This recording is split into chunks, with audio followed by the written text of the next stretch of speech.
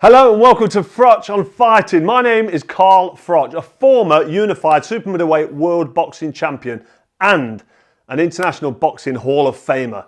Right, this is my preview for the big fight of the weekend, the undisputed heavyweight championship title fight between Alexander Usyk and Tyson Fury. I cannot wait. This episode is brought to you by Cobra Casino. So, how do you see the fight going? How do I see this fight going?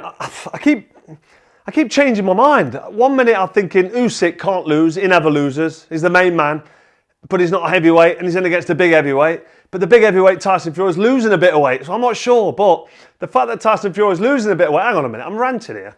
Let me just rewind a minute. Deep breath. Right, my prediction, my preview is this. I think Tyson Fury is in a really, really hard fight. Probably one of his hardest fights since the first Deontay Wilder fight. Not because Alexander Usyk is a big puncher, because he's not, but he's so skillful, he's so technically proficient, he's so good. Look at his amateur record, over 235 amateur fights, lost a handful of them fights. If you look at Tyson Fury's amateur record, I think he's had about 35 fights and also lost a handful of them fights. So in the amateurs, it's just different levels, but that doesn't always transcend into the professionals. Tyson Fury as a professional is undefeated, is a world champion, and he knows his stuff. We've seen him against Deontay Wilder. We've seen him beat Klitschko in an awkward, horrible fight years ago in Dusseldorf. He's been on a bender, he's had a bad time, but he's come back through the other side, and now he's at the top of his game. But Alexander Usyk is coming through from a top sterling amateur career. He's had an unbelievable career at cruiserweight. He was the undisputed cruiserweight champion. What a fighter he is. And he's stepped up to heavyweight, and he's got all the belts except for the one that Tyson Fury's got, the WBC title. He's a lineal champion, Tyson Fury. Usyk is such a quality operator. I can't even get my head around how good he is. He's just so good. I don't know how he can lose. I can't ever see him losing in a professional boxing ring. But he's in against Tyson Fury. I think Tyson Fury and the wake-up call that he had against Ngannou will be now at his best. I think we're going to see the best version of Tyson Fury. Back to being sharp, back to being light on his feet, back to throwing lots of feints, but he is on the decline. He is slowing down because he's getting older. But having said that, Usyk's 2 years older than him. Usyk's 37, I think Fury's 35. So, I don't know. Who's got the most miles on the clock? Who's had the more ring battles? Probably Tyson Fury. He's been down a couple of times in his career. But I just think that if I was going to get pushed off a cliff and I had to guess right, I would say that Alexander Usyk is going to win this fight on points in a very, very close fight. Just because I just can't see him getting beat. I can't see anybody outworking him and out being too technically good for him. I just think that the skill set, the experience, just that knowledge, that overall ring generalship and ring craft, and the fact that he's beat Anthony Joshua, who's a big heavyweight, he's beat him twice. 24 rounds, he must have lost 2 or 3 rounds out of them. It's just a superb performance twice against AJ. And AJ's a great fighter. AJ can fight big, strong heavyweight, former unified heavyweight champion. We know what AJ is. He's on the climb back up, but this is all about these two. Usyk, Fury, and I just think Alexander Usyk is going to win this one. To me, they're only small guys in a big bomb. He's done what he's done.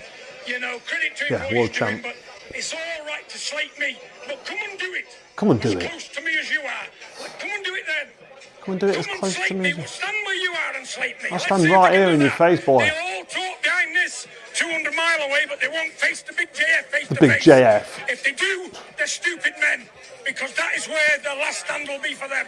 I don't care who they are. I'm the king of the bare knuckle. The king of the bare knuckle. I can't be beat on them streets, not by a 12-stone man and not by an heavyweight. And that's been said by John Fury. He called you 12 stone. The big JF, the bare knuckle boxer. I can't be beat. I won't be beat on any man on the street, he says. The big JF, John Fury. The bare knuckle champion now. 1 minute he's a boxing champ. He's tried his professional boxing. He got flattened on numerous occasions. He's no bare knuckle boxer. He never had a bare knuckle fight in his life. He's not thrown a punch in the last 10 years, and then he drops a headbutt on the smallest geezer like a kid at the presser the other day, and he's got away with it. I don't know what's going on. Listen, I don't want to hype on about it too much, but if what he did the other day to that young skinny kid in the UK or in America, it'd be behind bars now. So I don't know what's going off. I don't know why he's got away with it. I know they're trying to brush it under the carpet and quieten it down, but it's not going to go away because everybody thinks it's disgusting. I've already given my opinion on that. Let me know in the comments below why you think he's not been punished or been held accountable for his ludicrous, ridiculous, thuggish actions, because it's not good enough. We don't want to see that around professional boxing. We don't want that around our beautiful sport. But anyway, Big John Fury, you won't be headbutting Tony Bellew. He would end you with one little jab hook, it'd be game over. And the same with me. You won't be headbutting me. Don't come anywhere near me, nowhere in the vicinity within my jab, or you will be getting ironed out. You'll be unconscious. You'll be snoring before you hit the floor. Big John Fury, the bare knuckle champion, the fighting man. You'll be asleep before you hit the floor. So don't talk rubbish.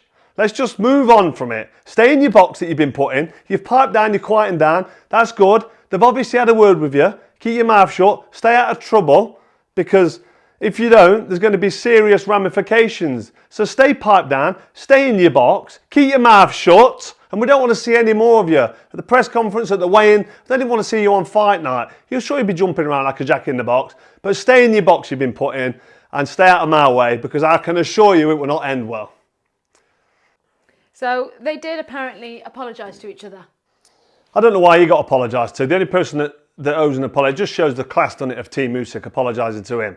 But if he has apologised, John Fury, fair enough, but I've not heard him apologise, but that's the least he should have done. But what I don't like is, it's not sincere, because he's apologised, but then he's doing an interview on one of these YouTube channels, one of these journalists that don't know about journalism because they don't ask the right questions and they're scared to challenge anybody with the appropriate questions for the situation. But I won't go into that. But John Fury is able to just be nonchalant and sort of brush it off and mock. And you know, he's threatened to headbutt Tony Bellew. He's threatened to headbutt me in the face. So he's not showing any kind of remorse to his actions. He's threatened to drop the nut on the little men, and he's laughing about it. So he's behaved like a thug in a disgusting manner, and then he's able to just laugh it off and joke it off and say, you know what, anyone comes near me, they're going to get headbutt. So it's kind of justified what he's done. He's been vindicated for what he's done, as in, yeah, it's okay to go around like that and behave like an imbecile, and then still laugh and joke and still threaten to headbutt me and Bellew. I've told you what I think about headbutting this too. You know that's not going to happen. He's a big idiot. He needs to piss off, get out of the way and stay out of everybody's face for this fight, because we're sick of him. So yeah, I will be showing the fight. No, I won't be showing the fight. I'll be showing me watch the fight in a Froch along this Saturday. The big fight live from Cobra Casa. Tune in.